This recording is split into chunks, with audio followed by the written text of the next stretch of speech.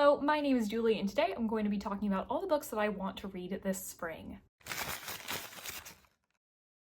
And by spring, I do mean April through June. June is basically summer, especially where I live, but quarter two TBR. I am a TBR stickler. I make a TBR before the beginning of the month and I finish it. I kind of force myself to finish my TBR in one way or the other, and also I shape my TBR to make sure it's something I can do. So I thought it would be good for me to give a quarterly TBR so we get an idea of some of the stuff that I'm doing. A monthly TBR would literally just be exactly what my wrap up at the end of the month would be. So I just thought I'd give you some updates on some stuff that I'm going to be reading. First up, the books for my book club, 3 of Clubs. The idea of the club is every quarter we get a different theme or subgenre or trope in books that we like, and we read 3 different books that all have that thing in common. So it's like a themed book club, but the theme changes every single quarter. And this quarter we are going to be reading books about books and writers. The first book we are going to be reading is Writers and Lovers by Lily King. This is a book that I have seen a lot in the litfic sphere. It's also one of my 12 friends 12 books 12 months challenge books. So when I had this idea for this theme, I was like, oh, this book would be perfect for it. Unsurprisingly, our main character is a writer who is really struggling to make a living as a writer. She is like the last person in her friend group to still continue trying to make a living as a creative, and she is reeling from the death of her mother and the loss of a recent relationship, and she is just trying to cling on to this dream that she's had. And at this crossroads where she's kind of coming to the end of her youth and she's struggling to figure out if she can keep this up, she meets 2 different men who she seems to have romantic interest in both of them, and that is completely shaping how her creativity is going at that time. And this is going to be our pick for April, so if you'd like to join us, you can hit the link in the description to join our Discord. Then in May, we're going to be reading The Reading List by Sarah Nisha Adams. We have a grandfather who is struggling with the loss of his wife, and he is really wanting to take care of his granddaughter. He feels really worried about her. And we also have a teenage girl who, after finishing To Kill a Mockingbird, finds a list of books to read in the back of it, and she decides to go down a list and read every single one of them, and all of them really transport her and change her, and she ends up sharing the list with them, and this creates a bond between them. It felt weird that I wasn't picking a magical book for either of the 2 picks of these, but both of these have consistently really good reviews, and I was just excited about both of them and like emotional journeys. I feel like I've been a little bit more on a litfic kick lately. And the last book of our quarter is always the player's pick, so all of the people in the club suggest books that we'd like to read, and we vote on which one we're going to do. There were a bunch of books that I almost picked for this, including this one, and I think our next upcoming hand I'm definitely going to try to be switching up how the club is run. So if you want updates on how that is going to be changing in the future, again, Discord, Instagram in the description. Then I do have a reading vlog planned for April, and one of the books that I'm going to be reading in that is Her Body and Other Parties by Carmen Maria Machado. This is another book I put on like my must reads of the year list because I have had it on my Goodreads TBR for so long, never really saw it anywhere, so I didn't pick it up, and I recently found this at a used bookstore in my area, so I was like, okay, we can cross this off. I actually had this on my TBR for longer than I had in the Dream House of my TBR, and I read in the Dream House years ago and loved it, so it is well past time that I read this. This is a short story collection. I don't know if they are interconnected at all, but I'll just read the description real quick because it is story, so I don't really know the plot. Machado blithely demolishes the borders between psychological realism and science fiction, comedy and horror, fantasy and fabulism. Here are 8 startling stories that map the realities of women's lives and the violence visited upon their bodies. Earthly and otherworldly, antic and sexy, queer and caustic, comic and deadly serious, Her Body and Other Parties enlarges the possibilities of contemporary fiction. So I've heard this sometimes described as literary, I've heard this sometimes described as horror. It also was a National Book Award finalist, so I know I'm gonna really enjoy this. I read like 1 short story collection a year or something like that, and it's been a while since I've read one that I really loved, so I'm excited. Then we have a couple of books that I'm going to be reading for reading challenges. The first of those is One Flew Over the Cuckoo's Nest by Ken Kesey. Unsure. This is the book that inspired the very famous Jack Nicholson movie. This is about our main character, McMurphy, who ends up going into a psych ward in the 60s. McMurphy is a very rambunctious patient, and there is a very bad nurse called Nurse Ratched. I'm under the impression that McMurphy is slowly just numbed out until he is no longer fighting back against the way that people are treated in the psych ward. I think this will be really interesting considering I just finished up John Green's Everything is Tuberculosis, which did talk a good amount about in the past in America the way that we treated people in sanatoriums, and that even happens today with the stigmatization of different illnesses. I have no idea how I'm gonna feel about this one because it does feel a little bit dude bro-y for me, but maybe it'll surprise me. One Flew Over the Cuckoo's Nest I'm going to be using for the Buzzwordathon and Buzz Cover Challenge prompts to read a book with an animal in the title and an animal on the cover, so that's going to cover both. And I'm also going to be reading for Buzzwordathon Buzz Cover To Be Taught If Fortunate by Becky Chambers. This is another one of my 12-12-12 challenge books. I have read Becky Chambers 3 times before. I've read A Long Way to a Small Angry Planet, which I adored. I read both of the Monk and Robot books and I quite like them. It's been on my radar for a while, but it was recommended to me. This could either work for the May prompt to read a book with 2 in the title, or it could be used for June for a book with celestial objects on the cover. So depending on what my TBR looks like, I'm gonna be reading that in either May or June. So this is about our main character Ariadne, who is an astronaut, and how space exploration is working at this moment is that instead of terraforming planets to try to fit humanity, we actually have technology to change humans to fit the environment that they're going to. And she does not know when she wakes out of stasis like how much Earth is going to have changed since she was last awake. This is a novella. I think that this premise is so interesting to me. It kind of reminds me more of Annalee Newitt's than it does of Becky Chambers, but like, I am so excited. I've not been led astray by her yet, so. And I am going to be listening to that on audio. Then we have the couple of books that I have from the library and I bought on audio. So first up, I do have The Justice of Kings by Richard Swan. I have had this out for several months.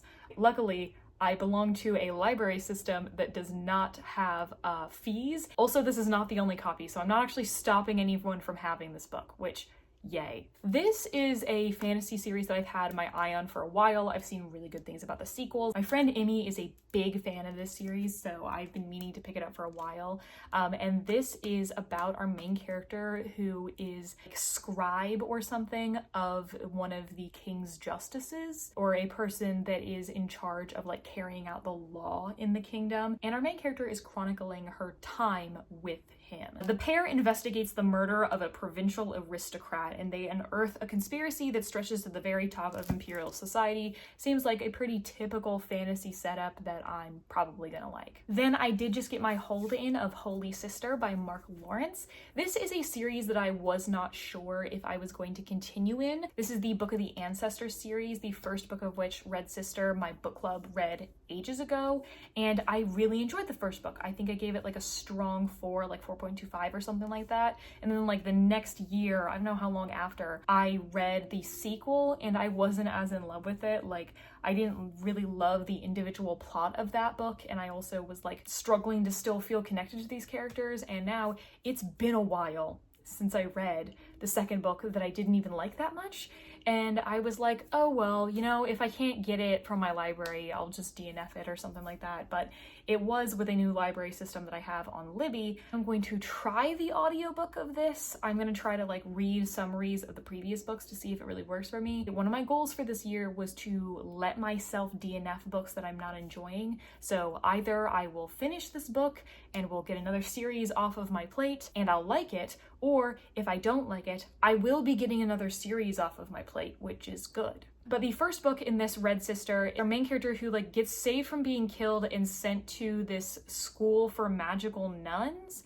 And this is a planet that is like so ravaged by climate change or whatever that like everything is freezing all the time and only the equator is safe to live on, all that sort of thing. And there is an interesting like, is there a chosen one question going on that I was really interested in the first book, and like how much of history and legend is real versus it is just helpful to people to believe those things. We'll see how this one goes for me. It might have to be a DNF if I'm not following. And then I also bought with with a audiobook credit. I got Promise Me Sunshine by Cara Bastone. I loved Ready or Not, which is, I believe, her debut last year. It was my favorite romance of the year, one of my top 10 books of the year, and I have heard nothing but 5 freaking star reviews for Promise Me Sunshine. This is about our main character who is struggling after the death of her best friend. She is very deep in grief and she has just been giving a nanny job. The child's uncle is around like all the time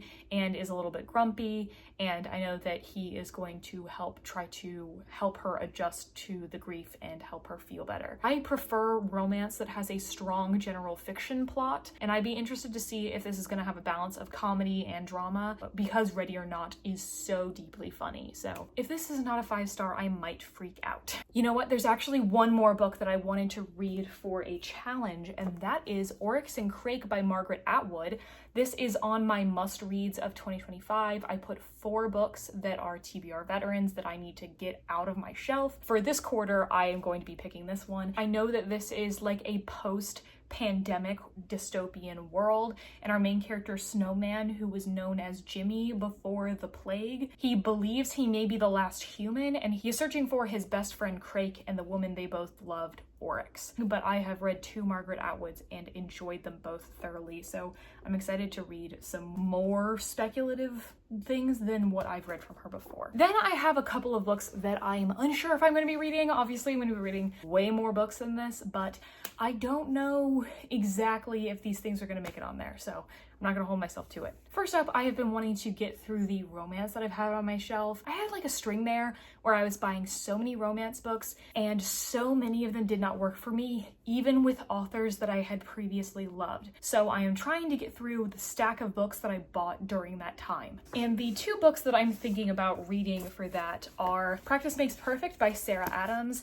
and The 7-Year Slip by Ashley Poston. I have heard so much about The 7-Year Slip that like it really makes me think I'm gonna like it. I love time travel. It's one of my favorite things in fiction ever. This is about our main character Clementine, who moves into an apartment owned by her aunt, and there seems to be some sort of time slip where there is a man who lived there 7 years ago who like is appearing in her apartment. I don't know if this is exactly going to be for me, but like it seems teed up to be. And Practice Makes Perfect by Sarah Adams. This was the first book I got on Aardvark, and I was interested in it because I'd been interested in all of Sarah Adams' work, and I saw this and it was like $5 for your first box, not knowing that the deal was that you had to continue your subscription. Like you couldn't like pause or anything for the next month. But this is yet another book where a main character owns a flower shop. I have read so many of these. Does it take place in New York City? No, it does take place in a small town at least. This is like the second book in a companion series that she's written. This one is about our main character who owns a flower shop, and she has also been told by her dates that she is very boring and she wants to change that. And there is like a high profile wedding that is happening in this town, and I believe that that is the couple from the first book. And there's a bodyguard who is working the wedding who they decide to fake date to make it look like she's more interesting. I don't think fake dating's really my thing anymore. I think it's been overdone. I don't have full confidence that this is for me, so maybe I'm just reading it to get it off of my shelf and I can get rid of it. Then I have also been working very hard to make sure I read a ton of sequels because I have so many series I'm in the middle of. I'm probably going to be making a video soon about all the series that I am in the middle of so that we can chat about which ones I need to continue in and get rid of. But there are 4 series that I have the sequel on me right now that I could read sometime in this quarter, so at least one of these is getting read. I just don't know which one. One of those is The Winners by Frederick Bachman. This is the 3rd book in the Beartown series. I read the 2nd book in December, and this is just about a small town that is completely dependent on its junior league hockey team. There are some terrible things that happen relating to some of the players on the team, and the series is about the fallout of those things and how the town reacts. I loved the first book. I thought the 2nd book was good. This one's chunky, so I'm anticipating this is going to be back to a favorite. I also have The Last Devil to Die by Richard Osman. This is the 4th book in the Thursday Murder Club series, which I have really enjoyed. The synopsis of this specific book is vague, but that an old friend of theirs has been killed and a dangerous package he was protecting has gone missing. I'm very glad that We Solve Murders came out last year, so I had an opportunity to catch up. I also have Shadows of Self by Brandon Sanderson, which is the 2nd book in Era 2 of Mistborn, which is like a western-y type fantasy. The 1st book in Mistborn Era 2 was so fun and like solving a mystery and everything and learning new things about the magic and just being kind of a goofy time. And so I am excited for this book to get sad. I have heard that the rest of the series is pretty emotionally traumatizing and I am ready. And the last sequel I might read is Abaddon's Gate by James S.A. Corey. This is the 3rd book in The Expanse and this is the 10th anniversary edition. I love these. The 1st book I gave a 5-star, the 2nd book I think I gave a 4.5. And I just think that this is such a fun, epic sci-fi series with such large stakes and like such a big world and everything that I could just keep reading it, and it feels like an action movie. I just don't actually have this on my must-reads of 2025. I'm really surprised. So this one might get pushed back a little bit in priority, but oh well. It's also long, and I don't feel like reading long things right now. Last couple of books I'm thinking about reading. The Housemaid by Rita McFadden. This is like a book talk super popular one, and that usually doesn't jive with me when it is like mainstream book talk, but I got this at a little free library. It seems really short, and at the very least it'll be an easy read, and one of the Buzzwordathon challenges is to read a book with an eye prominently on the cover, so this would fit that, so I'd probably read that for this challenge. We'll see if I like it. And this is about a woman who's hired as a housemaid, and she has been spying on the family a little bit, and she's kind of wanting to take the wife's place. Shrug. Also, maybe Kaikeyi by Vaishnavi Patel. This has been on my TBR for a long time. I've only held off because I wanted to pick up for book club, and I think that ship has sailed. She is like a queen, and she is coming into her own powers and everything. I've heard nothing but great things, and been loving a fantasy standalone lately. And lastly, I'm probably gonna pick up Intermezzo by Sally Rooney. This is again on my must-reads of 2025. I also have Beautiful World, Where Are You? But I decided to prioritize this one because I've heard better things about it, and so I'll be more likely to like it and then want to pick up the other one. But this is about 2 brothers who are struggling with the loss of their father, and at the same time they are dealing with different romantic relationships in their life, and I've heard really good things from the people who have decided to pick this up, so let's get it done. But anyways, those are all the books that I am planning on at this moment potentially reading this spring. Let me know what's on your spring TBR, or if you've read any of these books, and for the romance books and the sequels, tell me which of those I should prioritize, because I want you to make the decision for me. Thank you so much for watching. If you'd like to follow me anywhere, you can find me at that link in the description, and you can subscribe if you want to see more of my videos. I would love to have you around. And as always, I'll see you in the next one.